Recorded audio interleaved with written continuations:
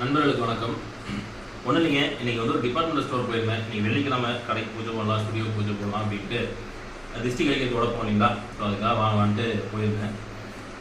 இந்த காயினுடைய விலை வந்துங்க கேட்டுட்டு நான் மலைச்சு போயிட்டேன். ஏன்னா என்னுடைய ஃப்ரெண்டு வந்து மேட்டூரில் வந்து விவசாயம் தான் பண்ணிட்டு இருக்காரு.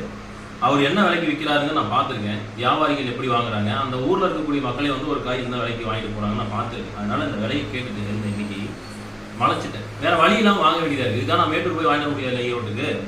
இந்த காயினுடைய விலை ஒரு கிலோ வந்து 50 ரூபாய்க்கு, 2 கிலோ கூட இல்லை, 90 ரூபா கொடுத்து இந்த காயை வாங்கியிருக்கேன். இந்த எலுமிச்சம்பழம் என்னோடய ஃப்ரெண்டோட தோட்டத்திலேருந்து அவங்க வாங்கிட்டு போகும்போது 2 ரூபா 3 ரூபா, வியாபாரியாக இருந்தாலும் சரி பொதுமக்களாக இருந்தாலும் சரி, வெறும் 2 ரூபா 3 ரூபா ஒரு பழம். இன்றைக்கி வந்து 8 ரூபாய்க்கு நான் வாங்கிட்டு வரேன் டிபார்ட்மெண்டல் ஸ்டோரில். நான் என்ன கேட்குறேன்னா மக்கள்கிட்ட, இதை வந்து நம்ம ஒரு வயசான பாட்டியோ ஒரு விவசாயியோ ஒரு வயசானவரும் வந்து ஒரு ரோட்டு கடை போட்டு விற்றுட்டு இருப்பாரு.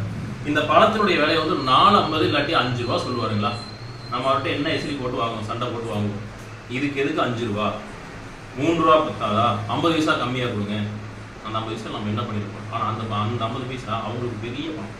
இன்னைக்கும் விவசாயிகளுக்கு ஒரு 50 பைசாங்கிறது பெரிய காசு. இந்த விலையை கேட்டாலே உங்களுக்கு தெரிஞ்சுக்கணும். இந்த காயும் நம்ம எப்படி பேசுவோம். நம்ம ஆயுத பூஜை சமயத்தெல்லாம் வாங்கிட்டு போனீங்களா அந்த காய், அப்போ எப்படி அடிச்சு பேசுவோம்.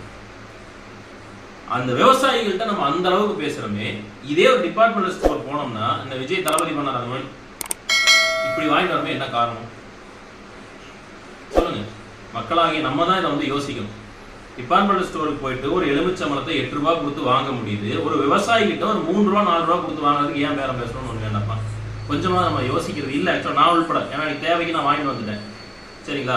பட் வேறு வழியெல்லாம் வாங்கிட்டேன். இப்போ அந்த அளவுக்கு விற்கும்போது அங்கேயே நம்ம பேரம் பேச மாட்டேங்கிறோம். அங்கே போயிட்டு இது 90 ரூபான்னு சொன்னால் நான் அந்த இடத்துல 90 ரூபாயும் திரும்பி வந்துட்டேன் இல்லை, எனக்கு கௌரவ குறைச்சாயிடுது. உண்மை அதுதான். என் டிபார்ட்மெண்டல் ஸ்டோரில் வரவங்கலாம் கொஞ்சம் பணக்கார மக்களாக வருவாங்க. ஏழை வந்து இன்றைக்கி வரைக்கும் டிபார்ட்மெண்டல் ஸ்டோர் போகிறது இல்லை சரிங்களா. ஸோ அந்த இடத்துக்கு போயிட்டு நான் பார்த்துட்டு இது 90 ரூபாயா அப்படின்னு நான் வச்சுட்டு வந்தேன்னு சுற்றி இருக்கலாம், டக்குன்னு எனக்கு திரும்பி பார்ப்போம். எனக்கு அது அசிங்கம்.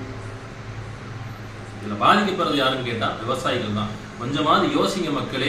டிபார்ட்மெண்டல் ஸ்டோரில் போயிட்டு வாயை மூடிட்டு நம்ம இதை வாங்கிட்டு வரோம், சொன்ன விலைக்கு வாங்கிட்டு வரோம். நம்ம வந்து ஏன் விவசாயிகளுக்கு சப்போர்ட் பண்ணக்கூடாது. ஒரு 1 ரூபா 2 ரூபாய்க்கு நம்ம ஏன் பேரம் பேசணும், கொஞ்சம் யோசிங்க. விவசாயிகள் வந்து இதே நிலைமையில் நம்ம இருந்தோம் அப்படின்னா, நம்ம மக்களாக பொதுமக்களாகி நம்மளை சொல்கிறேன், நம்ம இப்படியே இருந்தோம்னா கண்டிப்பாக விவசாயி சிங்கம் செத்து போயிடும். சோத்துக்கு நம்ம சிங்கி அடிக்கணும். தயவு செஞ்சு யோசிங்க. இந்த வீடியோவை எல்லாருக்கும் ஷேர் பண்ணுங்கள்.